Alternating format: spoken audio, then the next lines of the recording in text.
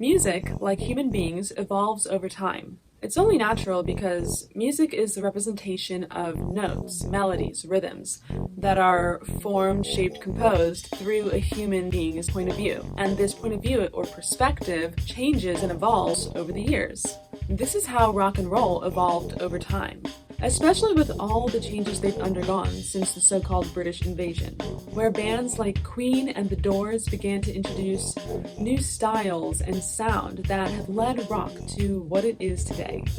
Very distant from what artists like Justin Bieber or Harry Styles do, with their executives writing songs without really feeling the music, you know?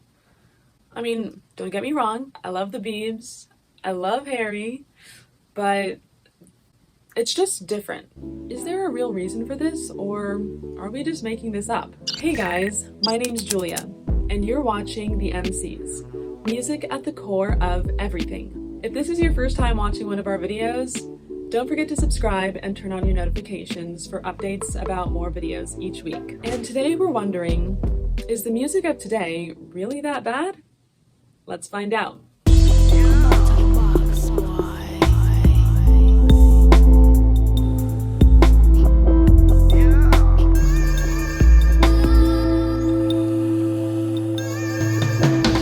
I wanted to give myself a break from the songs that I hear on the radio all the time, and I was looking through some music from a few years ago, and I stumbled upon Gangsta's Paradise by Coolio in collaboration with LV.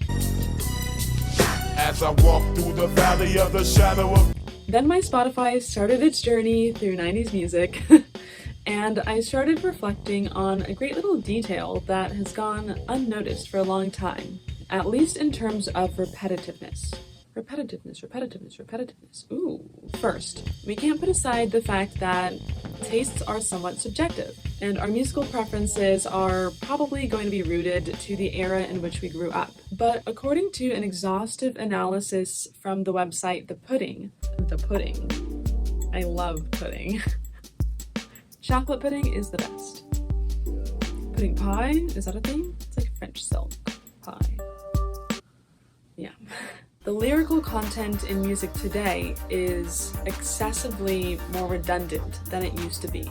This study took as a base 15,000 songs that have appeared in the Billboard Top 100 from the years 1957 to 2017, and concluded that modern hits tend to use words in a reiterative way. And the reality is that today the differentiation between artists is practically nil. Since most pop artists make the same style of music, they have trouble with the issue of originality. I mean, nothing sounds original today. It all sounds like it's been generated from the same computer. Likewise, most of the radio stations dedicated to broadcasting music do not help in any way to improve the level of music that we listen to. They're consistently broadcasting the same music, the same songs over and over again, mainly to generate more money. Commercial music also existed in the 80s and 90s, but the difference is that back then, the artists were a bit more redeemable in their music and their artistic value, with lyrics that conveyed a social message or criticism against some kind of problem, such as Earth Song by Michael Jackson, One by Metallica, When You Believe by Mariah Carey and Whitney Houston. That song is my jam. So good. Dear Mama by Tupac. Yeah, that just rarely happens these days with artists, and they just have, these executives with these big record companies, record labels that will generate songs for them. But honestly, I feel like as a musician, you can kind of tell when an artist is connected to their song, when there's that sort of meaning, that feeling that they are connected to. You can feel that in the music. This also made the songs longer and more complex, as the musical sense was different and not just focused on the commercial. A perfect example of this is, wait for it, Bohemian Rhapsody. Literally everybody's favorite karaoke song. Oh my god. The amount of times I have heard like a group go up and sing this at karaoke is ridiculous. Bohemian Rhapsody is just a masterpiece that combines so many different genres of music in a single work of art. It's like a small literary work in like 7 minutes. And 7 minutes might not sound very long, but in a song, most songs are like 2 to 4 minutes. 5 minutes is a long song, so 7 minutes, it's like a whole story.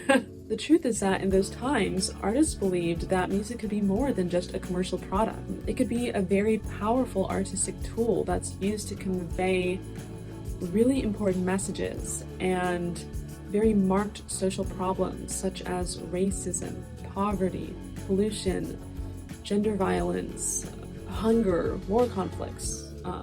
It could be used as a medium to convey peace and harmony amongst our communities and the world. Another difference between the music that was made just 30 years ago and the music that's made today, especially in genres like pop or reggaeton, is that they were made with real instruments, real drummers, real guitarists, real bands that worked together in a recording studio with live sessions. It just makes the sound totally different from what we hear today when the music is just generated from computers and like with equalizers that give beauty to the notes. But we all know there's not a single real instrument in that recording. On the other hand, there is a point that I just cannot leave out. Just as 20 years ago, Steve Jobs was called crazy for dreaming of a tactile phone without antennas, the same thing happened with the so-called British invasion that I talked about a few minutes ago. They introduced new sounds to rock that were also called crazy. This may be happening today with pop or alt-rock artists, and we might be underestimating them and even discriminating against them because of our own subjective issues. There's a story that exemplifies this perfectly, and that's of Louis Armstrong and jazz. Louis Armstrong is one of the geniuses or prodigies of music. He's someone who's been able to bring fundamental innovations to a system. And we're not just talking about jazz. There's a part of the story that not everyone knows. Louis Armstrong was able to turn jazz, which was then only a genre of music for people of color, into music for everyone, all in the wake of the Cold War. Yeah, that's right. As far as we're concerned in Anniston and Calhoun County, as long as the music is played like white people should play it, it's not this animalistic bebop, we won't object to it as long as it is a white band. But we don't want this new version of the rock and roll bop. Between 1956 and 1961, more than 20 African countries managed to become independent countries after decades under the European colonial yoke. Nations such as Morocco, Nigeria, Ghana, and the Congo uprooted from their land the old continent powers that had controlled the resources, and, as expected, the Soviet Union placed them high on the indoctrination list in an attempt to gain strength against the United States during the most active years of the Cold War. Uncle Sam, unwilling to lose his geopolitical influence in Africa, countered with an unusual weapon, the jazz of Louis Armstrong and his all-star band. We're going to shift the emphasis to jazz and send these artists over where they can reach the masses of the people of Asian Africa. And one of the people who we're planning to use, my friend... After a tour of the Netherlands and Italy, Satchmo visited the Black Continent for the first time in 1955. That same year, music became a part of the U.S. military and propaganda arsenal, thanks to the launch of the international radio station The Voice of America. From then on, people began to perceive jazz as a musical genre just like any other, losing the stigmatization that it was only for people of color. Something very similar happened with Ray Charles, who is the most recognized gospel exponent in the world. At the beginning, gospel was conceived as a religious genre only, and when Ray Charles began to play his songs in this gospel rhythm, he was strongly criticized until his stardom. people of color were not the only ones who were discriminated against in their music. It also happened in England with the punk rock movement that emerged in the late 1970s as a musical and cultural movement. Actually, I'm pretty sure there's a really good movie. Okay, I say it's really good. The trailer looked really good. I haven't seen it yet. It's on Amazon Prime, and it's called, something like... They can't close us down. We're pirates. They will find Man, I have to look up what that's called. Governments loathe people being free. It looks really good. I gotta watch that on Amazon Prime. The song Pirate Radio. Let's rock! The birth of this genre appears as a mere rebellion to the industrial rock of the time. Its protest lyrics were inspired by independence, anarchism, self-management, and were loaded with the desire to fight against religion. So maybe just like the emergence of these new genres of music from back in the day, the same thing could be happening to artists and their music today. Just as half a century ago, people didn't understand the music that is today classic. At the end of the day, wherever it comes from, music ends up being interpreted subjectively. I personally like all music, except for some here or there. I've come to like country a little bit more, and that metal music is interesting. So everyone considers whether they like one genre more or less than another. And to be honest, music is still part of our evolution as humans. Maybe what we don't understand today, in 30 years, will be a classic.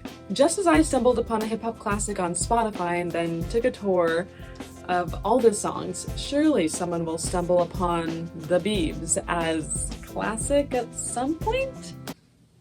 One can only hope for The Biebs. At the end of the day, if music is the representation of the era in which it was created, can we really say that there's such a thing as good or bad music? I don't know. Do you? Let me know in the comments section. That was all for today's video. If you guys liked it, don't forget to subscribe and turn on your notifications. This is the MCs. Music at the core of everything. See you in the next video.